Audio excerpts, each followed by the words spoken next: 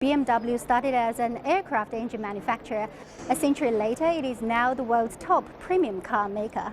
So tell us about your vision 100 years into the future. What kind of experience will driving be like? Yeah, first of all, we are really proud that we had a 100-year centenary event this year and 100 years of success. The company was always changing and being innovative to drive and create the future, as we say at BMW. The future about driving will look like this car here, really.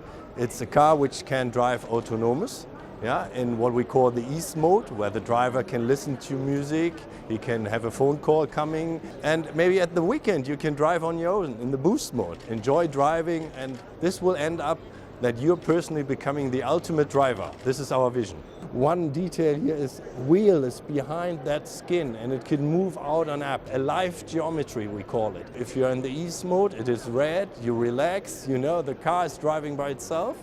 If you're in the Boost mode, it's blue, you can drive, and it can also give signals to pedestrians. Elon Musk famously said human-driven cars could become illegal in the future. What's your view on it? I don't think so, because people are passionate, they would like to drive.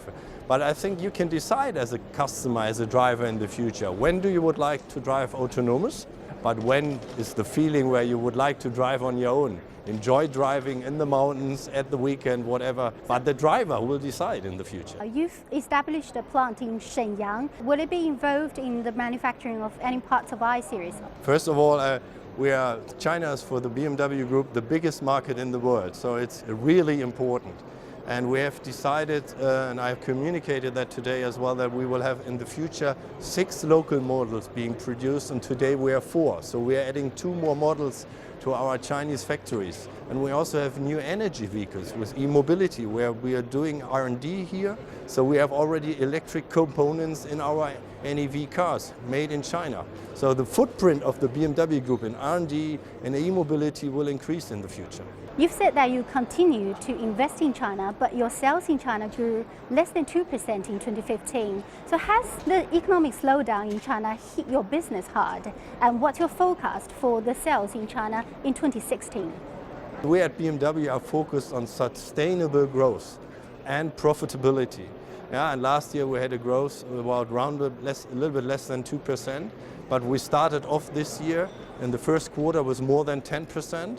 And I think it will be a one-digit good number for this year, which we will see in our sales figures. But for us, sustainable growth over the next years and continuous improvement and profitability and investing into the brand is important, and investing into people. China will soon become the most competitive market for electric cars. Aside from your arch rivals, we've also seen LeTV joining the game, and also a startup company called Future Mobility backed by Tecent. How do you view this white-hot competition? I mean, competition, first of all, always helps. It makes us more innovative.